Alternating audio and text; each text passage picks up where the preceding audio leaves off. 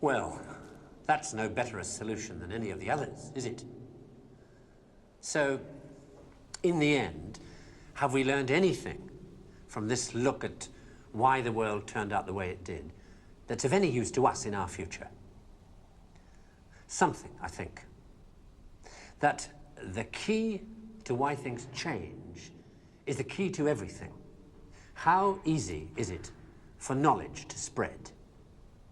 And that in the past, the people who made change happen were the people who had that knowledge, whether they were craftsmen or kings.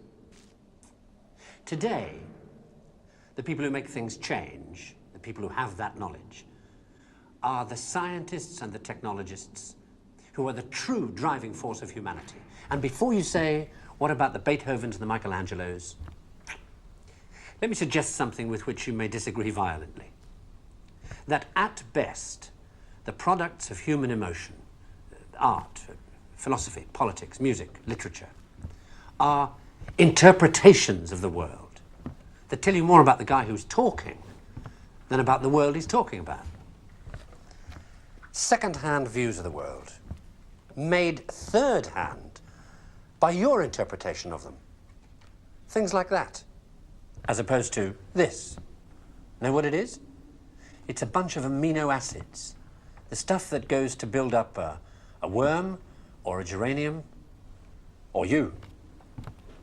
This stuff's easier to take, isn't it? Understandable. Got people in it.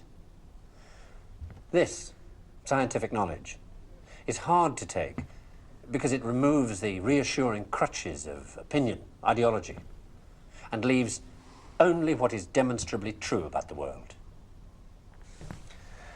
And the reason why so many people may be thinking about throwing away those crutches is because, thanks to science and technology, they have begun to know that they don't know so much, and that if they are to have more say in what happens to their lives, more freedom to develop their abilities to the full, they have to be helped towards that knowledge that they know exists and that they don't possess.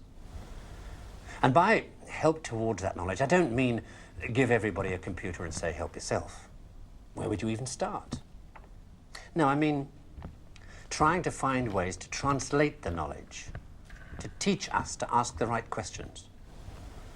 See, we're on the edge of a revolution in communications technology that is going to make that more possible than ever before.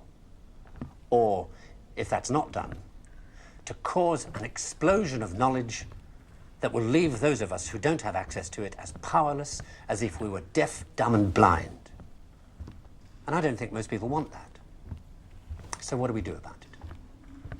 I don't know. But maybe a good start would be to recognize within yourself the ability to understand anything, because that ability is there, as long as it's explained clearly enough. And then go and ask for explanations. And if you're thinking right now, what do I ask for?